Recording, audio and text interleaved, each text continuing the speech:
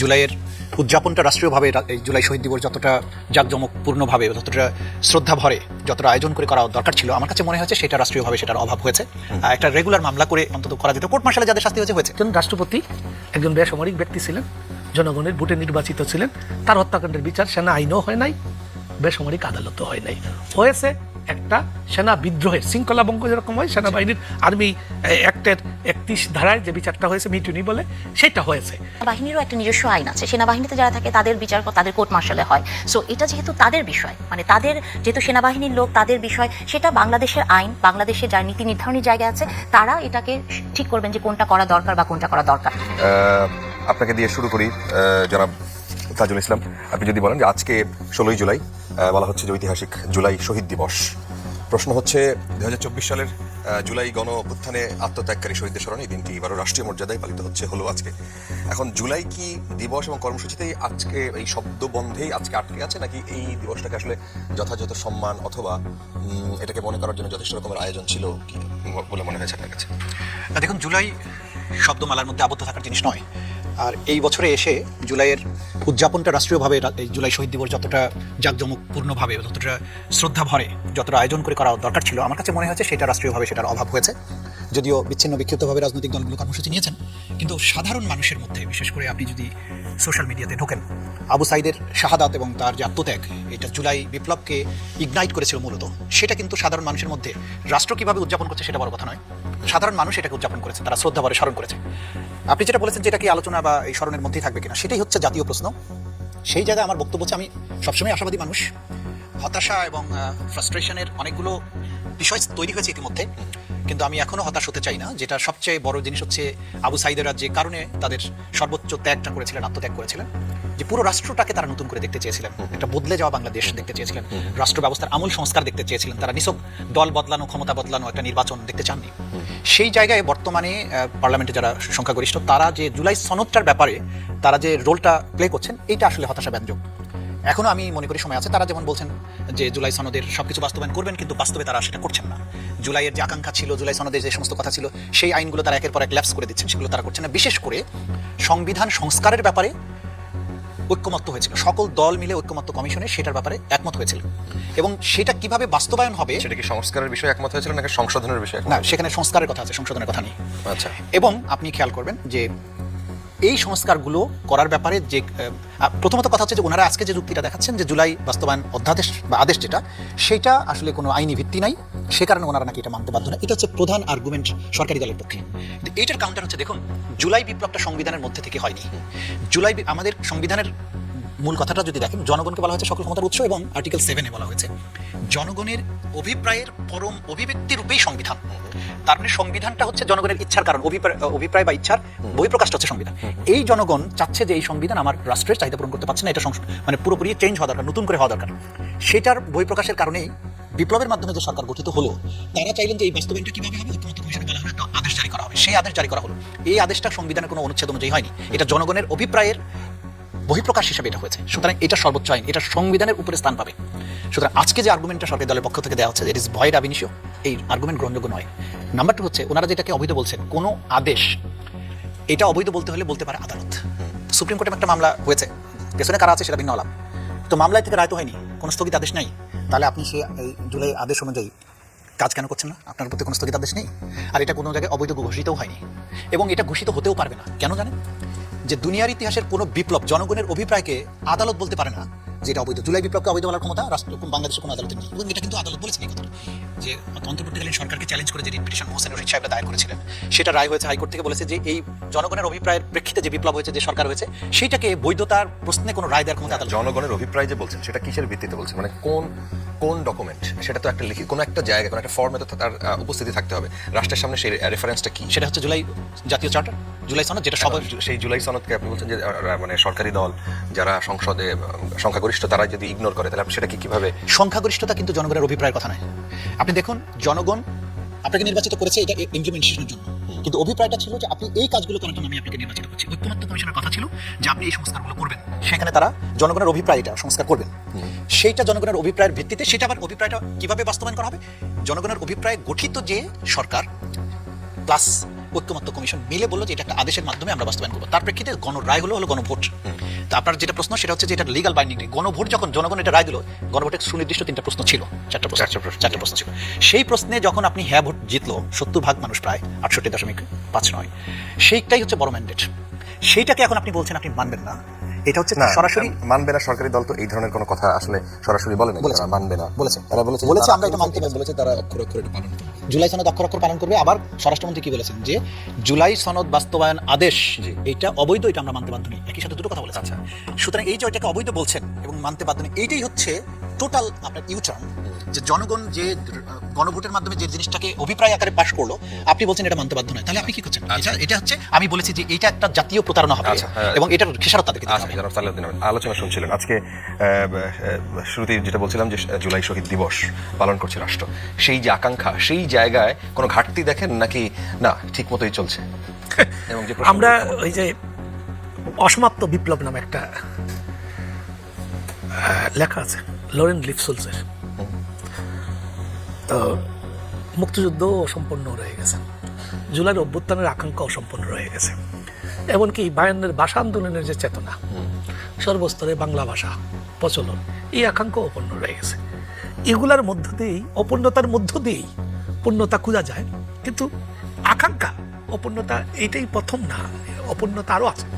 হ্যাঁ, মুক্তিযুদ্ধের যে সাম্যের বাংলাদেশ, গণতন্ত্রের বাংলাদেশ, মানবাধিকার, সেটা কি পেয়েছি আমরা? পাই নাই। তো এর মানে কি আমি বলবো মুক্তিযুদ্ধ ব্যর্থ? এত রক্তকহী 9 মাসের লড়াইয়ের পর আমরা কি গণতন্ত্র পেয়েছি? লড়াইটা কেন হইল? আমরা তো পাকিস্তানের সঙ্গে ছিলাম, তারা সংখ্যাগরিষ্ঠ দলের নেতার হাতে ক্ষমতা হস্তান্তর করে নাই, তাই থেকে একটা জাতীয়তাবাদী চেতনায় রূপ নিল এবং একটা যুদ্ধে আমরা উপনীত হইলাম। কিন্তু কেন হয়েছিল? এমনি মনে হয়েছিল যে আমরা একটা যুদ্ধ করব? কারণ ছিল, সেই আকাঙ্ক্ষা ছিল যে গণতন্ত্র, সাম্য, মানবাধিকার, ন্যায় বিচার ইত্যাদির একটা আকাঙ্ক্ষা ছিল। সেটা কি পেয়েছেন? কত 56 বছর হয়ে গেল না? 55 বছরে কি পেয়েছেন? পান নাই। জুলাইয়ের একটা আকাঙ্ক্ষা ছিল। তাজুল ভাই এই কথার সঙ্গে আমার ওনার সঙ্গে আমার কোনো তর্ক নাই। জুলাইয়ের একটা আকাঙ্ক্ষা ছিল, দ্বিমত আছে, আমি তর্ক নাই, কিন্তু দ্বিমত নাই, কিন্তু আমরা একটা তর্কের মধ্যে জড়িয়ে গেছি। আমি তো বলবো জুলাইয়ের একটা আকাঙ্ক্ষা ছিল। কি আকাঙ্ক্ষা? জুলাই কি এমনি হয়ে গেছে? ও তো ছিল কোটা বিরোধী আন্দোলন। কেন হাসিনার পতনের আন্দোলনে গেল? এই জন্য যে এত জুলুম হয়েছে আর মানুষ সহ্য করতে পারে নাই। তো এটা কি এই জুলুমের শাসক চলে যাওয়ার পরে কি এই জুলাইয়ের চেতনা শেষ হয়ে গেল না? ওই একই চেতনায় ফেরত যাই আমরা, যে এই কেন শেখ হাসিনাকে পালিয়ে যেতে হইলো? যদি এখানে গণতন্ত্র থাকতো, যদি ন্যায় বিচার থাকতো, মানবাধিকার থাকতো, তাহলে তো জুলাই হতো না। এখন আসেন যে আমি বললাম যে তাজুল ভাইয়ের সঙ্গে আমি তর্ক করবো না, এটা তর্কের ইস্যু না, এটা রাজনৈতিক সমাজতার বিষয়। কেন? যারা এই তর্কের মধ্যে আমরা আছি বা এই সংসদে যারা আছে, তারা জুলাইয়ের শহীদদের রক্তের ফসল। ফলে এই জিনিসটা কি রাজনীতিবিদরা কোনো কোনো ক্ষেত্রে ভুলে গেছে বা যাওয়ার চেষ্টা করছে, এরকম মনে হয় টেন্ডেন্সি? সেই জন্য তো আমরা আলোচনা করছি। আলোচনাটা তো এই জন্যই হচ্ছে, কোথাও ভুল হয় বলে, কোথাও ব্যত্যয় ঘটে বলে আলোচনা হচ্ছে। আমি একটু না থামাইলে আমি একটু বলে দিই। দেখেন, আমরা একটা নতুন শিশু কিভাবে ভূমিষ্ঠ হবে, এটা হলো মূল কথা। কিন্তু কেউ প্রাকৃতিক নিয়মে হয়, ও সিজারের মাধ্যমে হয়, কিন্তু মূল কি? শিশুটা ভূমিষ্ঠ করা। এখন আমাদের এই যে জুলাই সনদ বলেন, তারপরে আপনি আমাদের যে গণভোট বলেন, তার আগে তো একটা সুন্দর আলোচনা হয়েছে, দীর্ঘ আলোচনা হয়েছে। আলোচনায় মোটামুটি কিছু ঐক্যমতের জায়গায় ছিল, খুব অল্প জায়গায় দ্বিমত, খুব অল্প। একটা হলো উচ্চকক্ষ, সেটা আনুপাতিক হারে হবে, এই নির্বাচিত সংসদের সংখ্যানুপাতে হবে না আনুপাতিক ভোটের ভিত্তিতে হবে। দেখেন, ওই জায়গায় উচ্চকক্ষ নিয়ে দ্বিমত নাই, তাহলে ওইটা একটা সমাজতার ব্যাপার। এটা নিয়েও নানান প্রস্তাব ছিল, মধ্যপন্থা প্রস্তাব ছিল যে ঠিক আছে 50% সংখ্যানুপাতে করেন, তবু সমাজতায় আসেন, 50% আনুপাতিক হারে করেন। কেন? আমরা চাই জুলাইয়ের যারা চেতনা ধারণ করে যারা এই সংসদে বসে আছেন, তারা একটা সমঝোতা করবেন। এখন আসেন দ্বিতীয় কথা, সংস্কার না সংশোধন, এটাও আমি মনে করি সমঝোতার বিষয়। কাজ যদি একটা হয়, এখানে দ্বিমতের আরেকটা বড় জায়গা আছে, এটা খুব গুরুত্বপূর্ণ জায়গা। তাজুল ভাই জানেন, সুপ্রিম কোর্টের সিনিয়র আইনজীবী, উনি যদিও ট্রাইব্যুনালে ছিলেন দীর্ঘদিন, উনি বিচার বিভাগের এই যে সংগ্রাম স্বাধীনতা ইত্যাদির জন্য লড়াই করছেন, উনি জানেন। আমাদের এখানে এই যে মূল সংকটটা হলো আরেকটা, এই দুইটাই সংকট, অন্যগুলো নাই। আরেকটা হলো জাতীয় প্রতিষ্ঠানগুলো গঠন প্রক্রিয়া নিয়ে। জাতীয় প্রতিষ্ঠান কি? আমাদের দুদক, আমাদের নির্বাচন কমিশন, আমাদের পাবলিক সার্ভিস কমিশন, এইগুলার গঠন প্রক্রিয়া কি হবে তা নিয়ে একটা দ্বিমত ছিল। তাহলে আচ্ছা, আরেকটা দ্বিমতের জায়গা ছিল তত্ত্বাবধায়ক সরকার, ঠিক আছে? জি। এখন তত্ত্বাবধায়ক সরকার উচ্চ আদালতে একটা আদেশ আসছে, সংসদের উপরে সে দায়িত্ব এটা নিয়ে মোটা দাগে কোনো বিতর্ক নাই, কিন্তু না, যে বিতর্ক জায়গাটা- আছে। মোটা এখন এই দাগে নাই, বিষয়টা- মোটা দাগে এখনো আসে নাই বিতর্কের জায়গায়, সেটা আগের মতোই। এইটা আমি নিয়ে একটা আগে আন্দোলন ছিল বলি আমরা দীর্ঘদিন কি ধরে। চাই, আগে শুনে নেন। জি আমরা তো এই কয়েকটা জায়গায় দ্বিমত করেছি, জি। তো এই কয়েকটা জায়গায় যদি ঐক্যমত হয় তাহলে সংবিধানে কিভাবে ঢুকবে? আমি এটাকে সংস্কার বলবো, আরেকজন বলবে সংশোধন, অসুবিধা নাই। মূল জায়গা সংস্কার আর সংশোধনে না, তাহলে মূল জায়গা হলো এই জিনিসগুলো তো সেটেল হয় নাই। ওই যে বললাম যে না, আমাদের উচ্চকক্ষ এই জায়গায় তারা বলছেন যে সেটেল বিষয় না। এবং এটা জনগণের না, এখানে রায়ের মাধ্যমে সেটেল না বিষয়। না, এটা বললে তারা হবে না। এটা বলে আমি আপনাকে রেকর্ডের জিনিস বলি, জি। এটা বললে হবে না। এই জায়গায় আমাদের একটা সংকট তৈরি হয়েছিল, এটা নির্বাচনকে কেন্দ্র করে। আমি স্বরাষ্ট্রমন্ত্রীর বক্তব্য খেয়াল করবেন, উনি বললেন কি যে গণভোটটা আমরা নির্বাচন আদায় করতে গিয়ে মেনে নিয়েছি। শুধু গণভোট? জি, ওই যে বললেন জাতীয় সংসদই বললেন। আমি বলি আমাদের এখানে দুইটা ইস্যু আছে। প্রথম সনদ হইল, সনদ হয়ে কিন্তু নির্বাচন আপনার জাতীয় ঐক্যমত কমিশনের কাজ শেষ হয়ে গেছিল, কিন্তু তখন জামাত ইসলামের পক্ষ থেকে বলল এই সনদ দিয়ে হবে না, এই সনদ স্বাক্ষরের আগে যে এটা কিভাবে কার্যকর হবে তার দৃশ্যমান কিছু আমরা দেখতে চাই। নতুবা আমরা এই সনদে স্বাক্ষর করবো না। আপনার মনে আছে এনসিপি স্বাক্ষর করে নাই, জামাত গিয়েছে। আমি এখানে জামাতকে সাধুবাদ দিই, কিন্তু জামাত যে গিয়েছিল, জামাত নিশ্চয়ই কোনো একটা আলাপের ভিত্তিতে গেছিল। সে হয়তো বলছিল আপনারা দৃশ্যমান কিছু করেন, কি দৃশ্যমান, যেটার জন্য ওই গণভোটের এই যে সাংবিধানিক আদেশ জারি করতে হলো কিছু, কিন্তু এইটা ঐক্যমতের ভিত্তিতে হয়নি। কেন?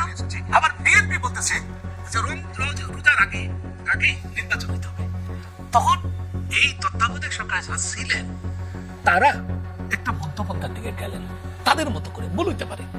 এইখানে হচ্ছে মূল ইয়েটা যে আপনার সাংবিধানিক আদেশ জারি করা হইলো, এটা রাজনৈতিক দলের ঐক্যমতের মধ্যে দেওয়া হয় নাই। এইটি ওই অন্তর্বর্তীকালীন সরকার তার নিজস্ব বিবেচনা এটা জারি করেছে, কিন্তু তার ভিত্তিতে কিন্তু নির্বাচন হয়ে গেছে, গণভোট হয়ে গেছে। ফলে এইগুলা আমাদের একটা সংকট, নানান সমস্যাগুলো রয়ে গেছে। আচ্ছা, কিন্তু এগুলো সমাধান কিভাবে করবে তো এটা তর্কের না। আচ্ছা, আমি কিভাবে এই প্রশ্ন আপনি আরেকবার উত্তর দিবেন, তখন আপনি বলবেন সমাধানটা কিভাবে হতে পারে। তাজুল ইসলাম, উনি যেটা বললেন যে এখানে আসলে এই সংস্কার নাকি সংশোধন, গণভোটের যে বিষয়গুলো তুলেন, আপনি এর সে কোনো উত্তর দিবেন নাকি আমরা কোনো প্রশ্নে যাবো? আমার একটাই, আমি সালেহ ভাইয়ের স্পিরিটের সাথে দ্বিমত পোষণ করি না। জি। ভিন্ন মত ঐক্যমত কমিশনের নানান ধরনের মতামত এসছে, কিন্তু ফাইনালি অন্তর্বর্তীকালীন সরকারকে মাঝখানে রেফারিং করতে হয়েছে, এবং তারা যেটা করেছেন মোটা দাগে এটার বিরোধিতা তো নাই। তারা হয়তো একভাবে চেয়েছে, আরেকভাবে চেয়েছেন। মোটা দাগে গণভোট যখন হয়ে গেল, গণভোটের মধ্য দিয়ে একটা বৈধতা কিন্তু পেয়ে গেল। গণভোটটা যে করবে সেটা একটা আদেশ, তখন আসলে কি প্রক্রিয়া বাস্তবায়নযোগ্য হবে সেটার জন্য আদেশ ছাড়া আসলে কোনো বিকল্প ছিল না। আর এই আদেশটা সংবিধানের মধ্য থেকে হতে হবে এই প্রয়োজন ছিল না, কারণ অভ্যুত্থানের মাধ্যমে যে সরকার গঠিত হলে সেটা তো সংবিধানের মধ্যে নাই। সুতরাং যা কিছু করা হয়েছে এটা বিপ্লব, পরবর্তী সময়ের জনগণের রায়ের ভিত্তিতে, জনগণের ইচ্ছার ভিত্তিতে, একটা প্রয়োজনের ভিত্তিতে এটা করা হয়েছে। এখন সংস্কার এবং সংশোধন এই দুটো জায়গার প্রবলেমটা হচ্ছে আমাদের কিছু সাংবিধানিক মামলার অতীতের রায় আছে সুপ্রিম কোর্টের, যে সংশোধন আপনি সংবিধানে কত দূর করতে পারেন। বহুত কিছু সংবিধানের সংশোধন করতে পারবেন, কিন্তু basic structure of the constitution, সংবিধানের মৌলিক স্তম্ভ কয়েকটা আছে, সেগুলো আপনি পার্লামেন্ট থেকে সংশোধন করে পারবেন না।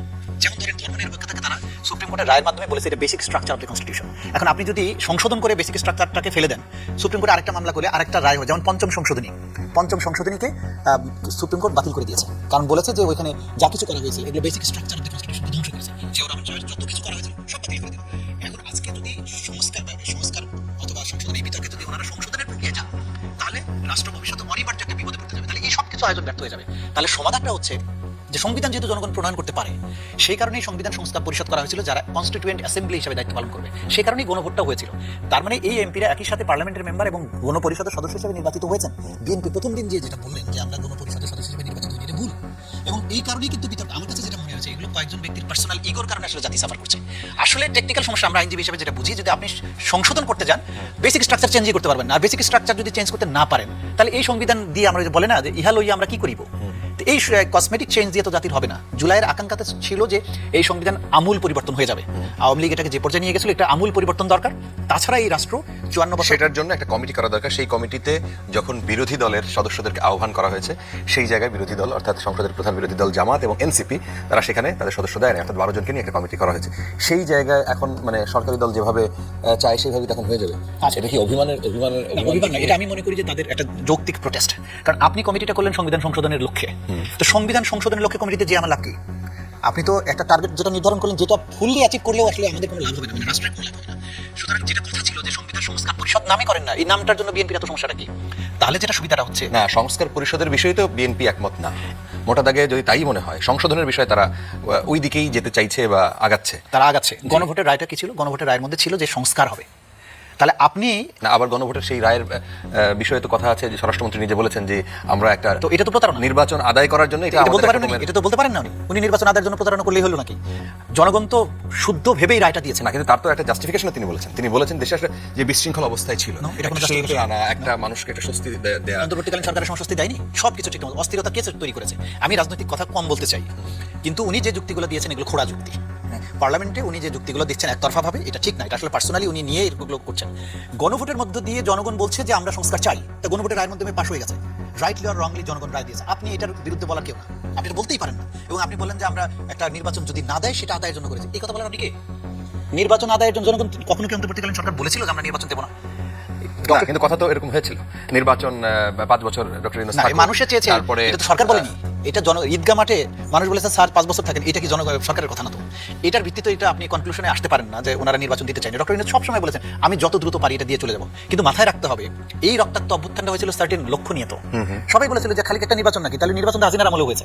তো আমরা যদি রাষ্ট্র ব্যবস্থার একটা সংস্কার করে এই যে জিনিসটা সাফার করেছি আমরা 17 বছর অথবা স্বাধীনতার পরে 54 বছর, আমাদের যে কনস্টিটিউশন আমাদের কোনো কিছুরই সমাধান ঠিক মতো দিতে পারলো না, গণতন্ত্র এই লেভেলে চলে আসলো, সেটা থেকে উত্তরণ মানুষ চেয়েছে, সেটা লক্ষ্যে গণভোটে মানুষ রায় দিয়েছে। আপনি এখন বলছেন আপনি একটা বিশেষ উদ্দেশ্যের কারণে এটা মেনে নিতে বাধ্য হয়েছে, আপনি মেনে নিতে বাধ্য হয়েছেন, আপনি মানেন আর না মানেন, জনগণ রায় দিয়ে ফেলেছে, এটা মানতে আপনি বাধ্য। আচ্ছা,